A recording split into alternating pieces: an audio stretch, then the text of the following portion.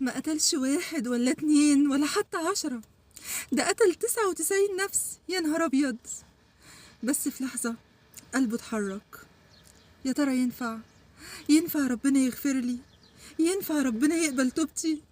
راح لراهب حكاله اللي حصل، قال له بعد اللي عملته لا ملكش توبة، فقتله وكملهم 100.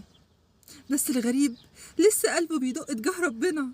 راح لعالم حكاله اللي حصل، قال له باب ربنا مفتوح، بس امشي، ابعد عن مكان المعصية، روح بلد تانية فيها ناس صالحين. وفعلا ساب كل حاجة وراه ومشي، وهو في الطريق مات. اختلفت عليه ملائكة الرحمة والعذاب.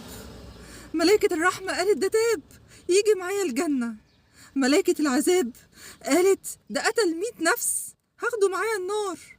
ربنا سبحانه وتعالى أمرهم يقيسوا المسافة بينه وبين الأرض اللي رايح لها، لقوا نفسه أقرب لرحمة ربنا، لكن الحقيقة ربنا زحزح له الأرض علشان يقربوا من الجنة. إيه ده يا رب؟ إيه ده يا رب؟ ده لا صلى ولا صام ولا دعا ولا عمل أي عبادة، بس نوى. مجرد إنه نوى وبدأ في طريق الهداية، وربنا لمس في قلبه الصدق والإخلاص في التوبة، علشان كده غير له الدنيا، زحزح له الأرض.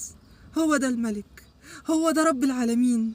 لما تقرب منه وتلجأ له وتقول له يا رب أنا راجع لك، يا رب يا رب يا رب توب عليا، يا رب اغفر لي، يا رب سامحني، أنا راجع لطريقك، أنا عبدك، أنا صنعتك، أنا عبدك الضعيف ماليش غيرك. هيغير لك الأرض، هيغير لك الدنيا وما فيها، هيغير لك العالم علشانك أنت. مهما عملت من ذنوب، مهما عملت من معاصي، مهما بعدت، مهما قصرت، دايما باب ربنا مفتوح. هو سبحانه وتعالى اللي بيقول قل يا عبادي الذين أسرفوا على أنفسهم لا تقنطوا من رحمة الله إن الله يغفر الذنوب جميعا إنه هو الغفور الرحيم. ما تستناش قلبك يصفى 100%.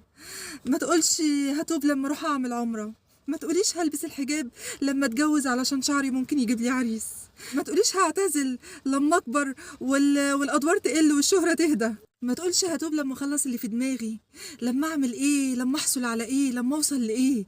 ما تستناش ترجع للي خلقك، لان ملك الموت ما بيستناش حد. انت نويها بس وقول له يا رب، قول يا رب انا راجع لك، يا رب انا ماليش غيرك، يا رب انا راجع لطريقك، طريق النور وطريق الهداية. يا رب قول له بس يا رب، وصدقني هيجيلك. هو ربنا سبحانه وتعالى اللي بيقول من يتقرب إلي شبرا تقربت إليه ذراعا. انت بس انويها وقول يا رب، انويها وسيبها على الكريم، بس كده.